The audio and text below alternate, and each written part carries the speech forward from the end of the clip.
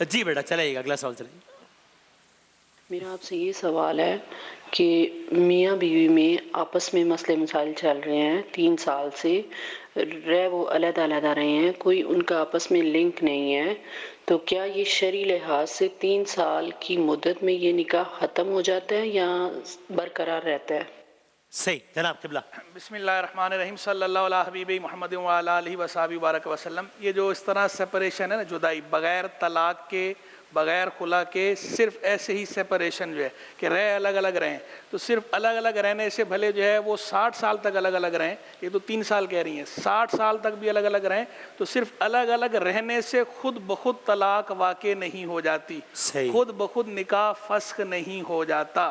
نکاح ختم ہونے کے لیے نکاح ختم کرنے والا کوئی امر پایا جانا ضروری ہے، اور وہ امر یا تو طلاق ہے یا خلا ہے یا فسخ نکاح ہے، یا پھر یہ ہے کہ کوئی معاذ اللہ مرتد ہو جائے کہ دائرہ اسلام سے خارج ہو جائے، تو اس کی وجہ سے بھی نکاح ختم ہو جاتا ہے.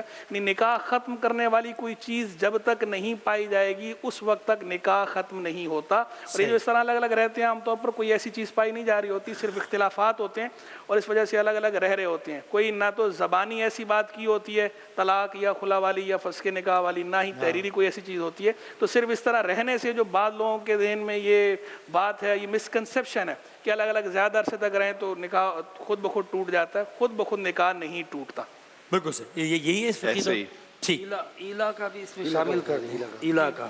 ایلا کا بھی ہے کہ وہ اگر جو ہے وہ الزام لگا دے اس پر کوئی، اور الزام لگانے کے بعد پھر جو ہے وہ قسم کھائے، وہ ایک صورت جو ہے وہ لیان کی ہے اور ایک صورت جو ہے وہ جدائی والی ہے کہ اتنے مہینے تک یا اتنے عرصے تک میں ہم اگر جدا رہے تو اس کی صورت کے بعد جو ہے وہ نکاح ختم ہو جائے گا، طلاق ہو جائے گی.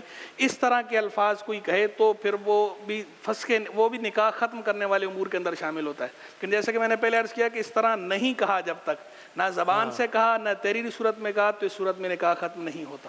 مناسب فقہ جعفریہ کے مطابق تو ایک بات کئی دفعہ آ چکی ہے، اصول تو بالکل ایسا ہی ہے، لیکن جو طلاق کا اصول ہے وہ فقط خود سے زبان سے کہہ دینا کافی نہیں، 2 عادل گواہ چاہیے اس کے لیے. طلاق کے لیے فقہ جعفریہ. جی بالکل صحیح، بالکل صحیح.